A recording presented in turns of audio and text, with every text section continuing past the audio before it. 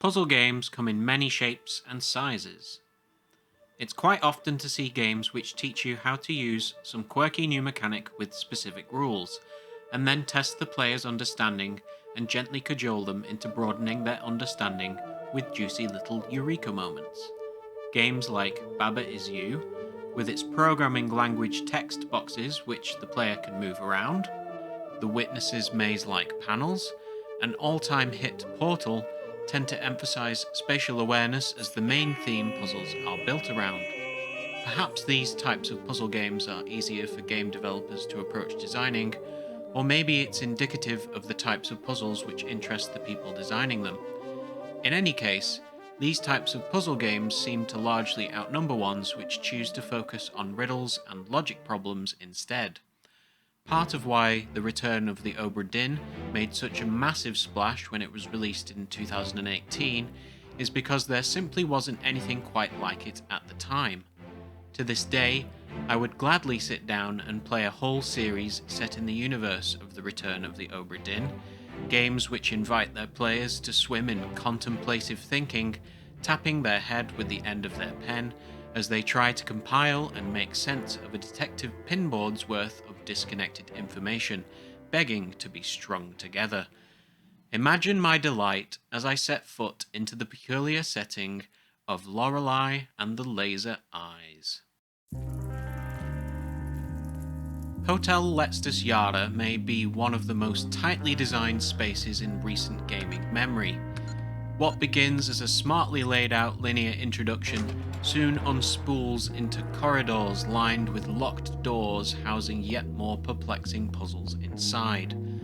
The very colour palette itself has been stripped back as much as possible, in part to ensure only the most critical details needed to unravel this locksmith's wet dream stand at the forefront.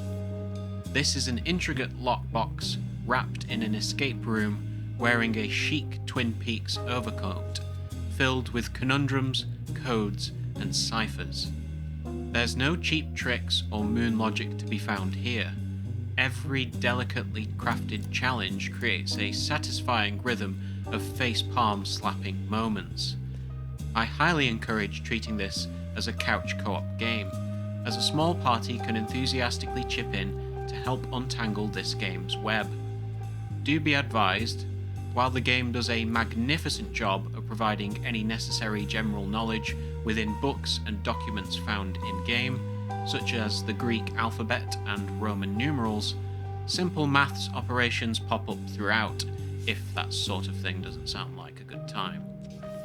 The only real critique I can offer is that the open-ended nature of the game's layout meant that around the midway point, I had so many loose ends and half solutions it was difficult to parse where I could actually progress, and where I was still missing required information. This resulted in a fair amount of aimless wandering, where a hint system utilizing the game's collectible currency scattered around the manor would have been well received. I have a couple other minor gripes with how the game arranges all the information you gather, leaving me sometimes unable to locate what I needed, even though I know I had it in there somewhere. Also, while the game does a tremendous job with a minimal control scheme, a D-pad and a single action button is all you ever use, some puzzles don't communicate how to manipulate them properly and would benefit from a light instructional nudge. My personal advice, if you're stuck with where to start on a puzzle, waggle the D-pad. You would be surprised how often that works. Like many of the game's features, the list of tasks you have is compiled in an in-universe notepad and are scratched off when completed.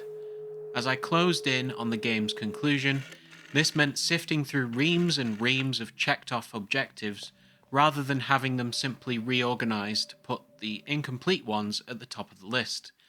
With that said, don't let this detract from some of the best puzzling I've got to do in a video game. 5 out of 5.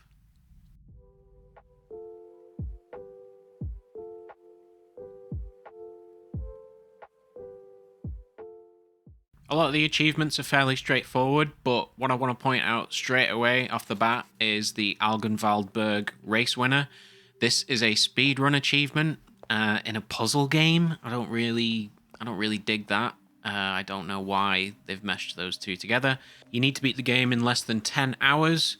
Now, I wouldn't suggest approaching this on your first playthrough, as that is, going to take away from the actual experience of working everything out for yourself.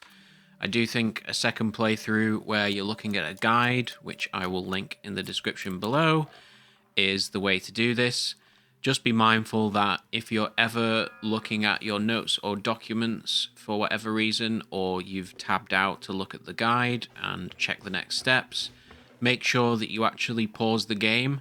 Otherwise, it is going to be counting up in the background unnecessarily, and you don't want to get all the way through it to the end and realize that, you're not going to actually hit that 10-hour mark. You should be fine though, it only took me about 3 or 4 hours. The next achievement to highlight is the True American Award. This is for collecting all $100 which are scattered around the hotel and the grounds. This is a fairly straightforward one in terms of execution. You just need to literally go and pick them all up.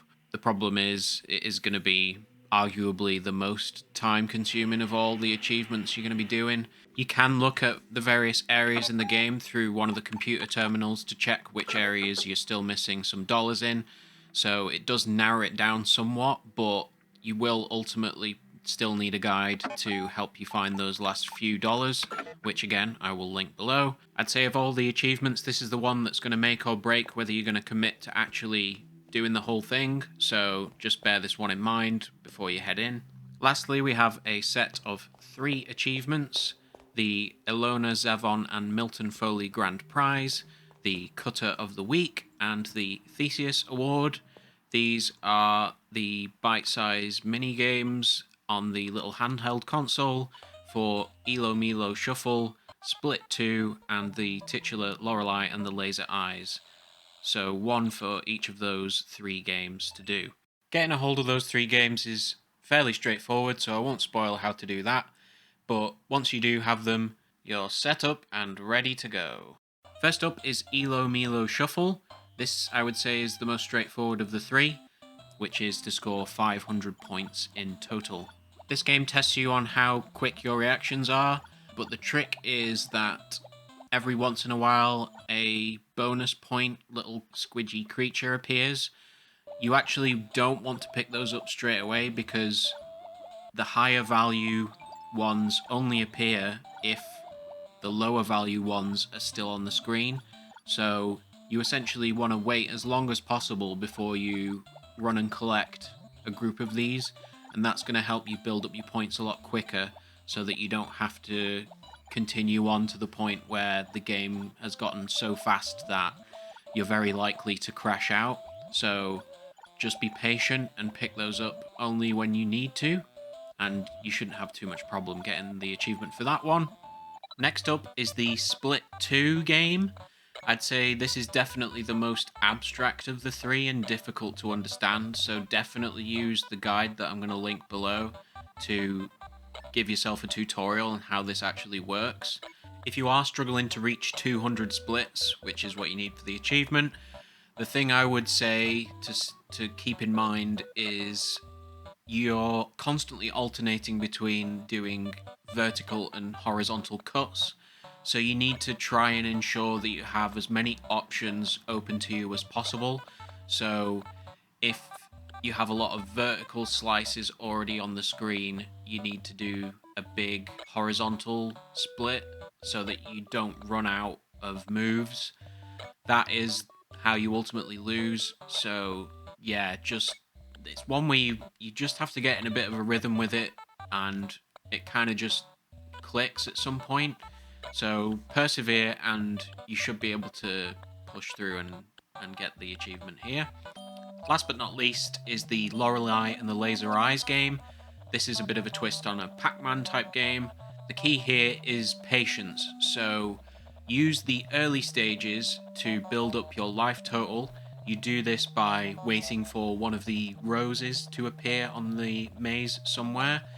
Pick it up, and then you've got a little timed window to pick up a small sequence of roses in the vicinity. Pick all those up, and then you get given an extra life. The achievement is to reach stage 9, so along with picking up lives so that you can cover any accidental mistakes, you also just need to resist the temptation to rush through and pick up as many of the eyes around the maze as quickly as possible, because when it spawns an enemy from each one of those, you're very quickly going to accidentally just box yourself in because you were just too impatient.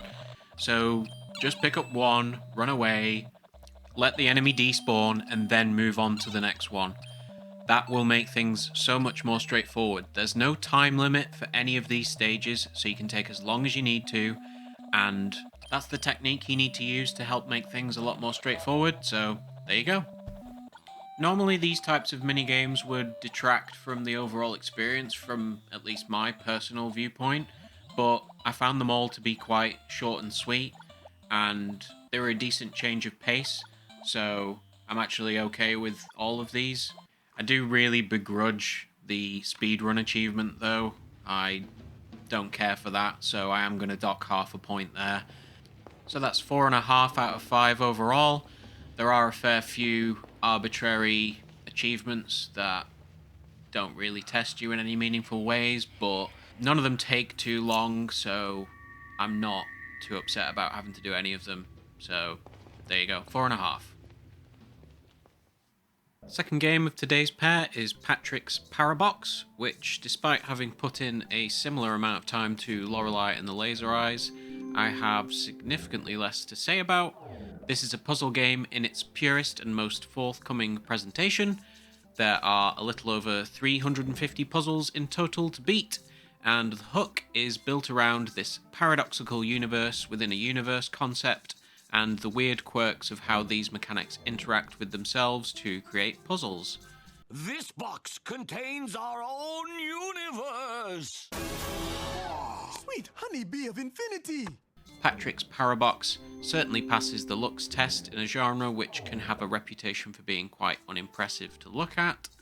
It's actually quite a head scratcher too. While the first few zones are quite straightforward, towards the end, being deliberately asked to break the game in various ways can be quite headache-inducing. I actually found myself playing only for around 15 minutes at a time before putting the game back down again, as new ideas come pouring out of the game's infinite maw at a dizzying rate. But I can't rightly complain about a puzzle game that's, well, puzzling. The game's clean and simple design is a necessary side effect of such high-concept spatial spaghetti, but the accompanying music leaves a lot to be desired in some cases. The main issue, depending on your disposition towards this genre, is that the game somewhat caters to being brute-forced. Play spaces are so tightly compact that your available options to approach any given puzzle are quite limited, which can easily lead to stumbling into a solution without fully understanding what you even just did. Whether that irks you or not, you may then find yourself stumped in the optional challenge rooms because you haven't actually learned any fundamental techniques on the main track that these puzzles expect you to already know. I also found the side rooms with the blue borders to be quite hit and miss, as these puzzles were populated either with ideas that didn't have enough depth to fill a whole level with, or were just too weird for the main track.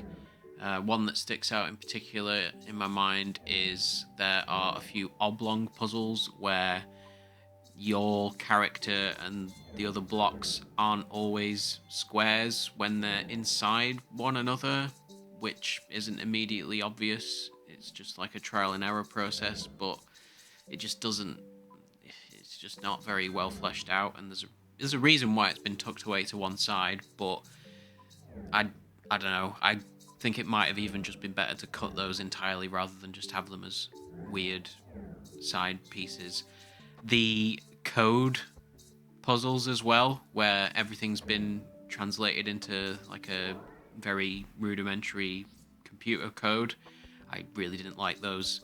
The game's hard enough as it is without not being able to understand what I'm even looking at, so yeah, didn't like the computer puzzles either.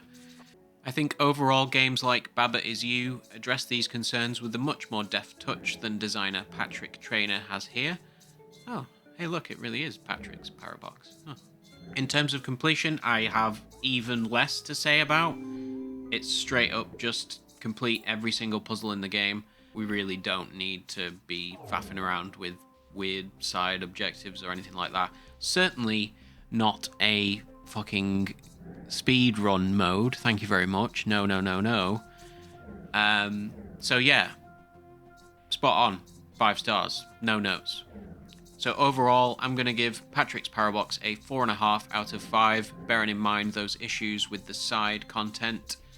If you're already into brain teasers, this is going to be right up your street. Just be wary of the game's cost. It is £16.75 on Steam.